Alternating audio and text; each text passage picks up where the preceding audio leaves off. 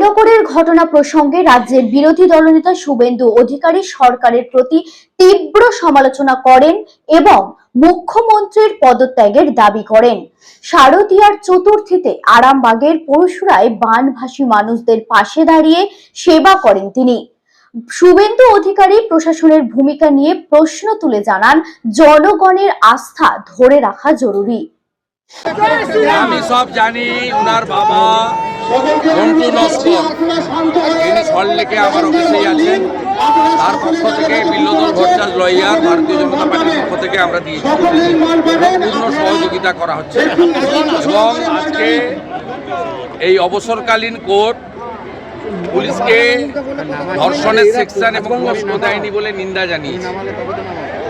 আবার প্রমাণ হলো যে মমতা বন্দ্যোপাধ্যায় তার ভোট ব্যাংককে বাঁচানোর জন্য, যেহেতু একটি মুসলিম ছেলে গ্রেপ্তার হয়েছে মূল অভিযুক্ত, মমতা বন্দ্যোপাধ্যায় তার ভোট ব্যাংককে বাঁচানোর জন্য তিনি আজকে তার পুলিশ এই কাজ করে।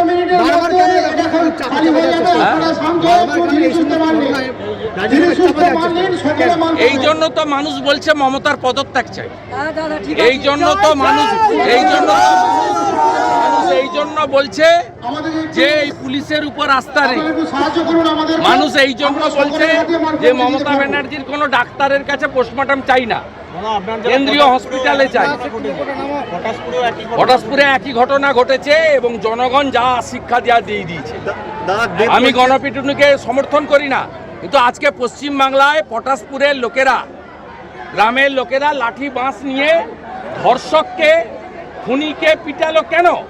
এর জন্য দায়ী রাজ্য সরকার। যখন আইনের উপর থেকে আস্থা উঠে যায়, পুলিশ প্রশাসনের উপর থেকে আস্থা উঠে যায়, তখন জনগণ বাধ্য হয় আইন হাতে তুলে নিতে। এই অবস্থাটা পশ্চিমবঙ্গে হয়েছে। দেব বলছে শুট করতে, দেব বলছে শুট, আর কুণাল বলছে ঝুলিয়ে দিতে। দেব বলছে এদের দুজনের কথারই উত্তর দেব, দুজনের কথারই উত্তর দেব না। দুজনেরই মালিক এক, মমতা ব্যানার্জি, তাকে আমি হারিয়ে।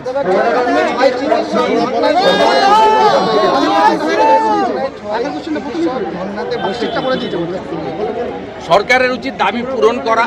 এরা আমাদের অমূল্য রকম ডাক্তার। এদের যদি জীবনের কোনো ক্ষতি হয়ে যায়, অসুস্থ হয়ে পড়ে বা আরও কিছু ঘটে যেতে যায়, সেক্ষেত্রে দায়ী থাকবেন রাজ্যের মুখ্যমন্ত্রী মমতা বন্দ্যোপাধ্যায়। আমি চাইব দ্রুত তাদের যে যুক্তিপূর্ণ দাবি মেনে নিয়ে তাদের অনশন শেষ করা যায়।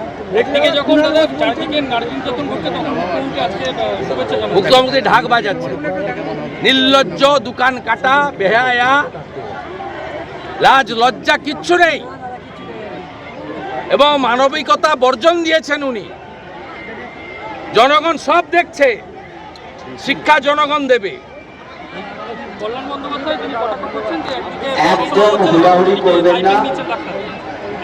কখন বলেছেন উনি জলে ছিলেন না স্থলে ছিলেন, এগুলো দেখে উত্তর দিতে হবে।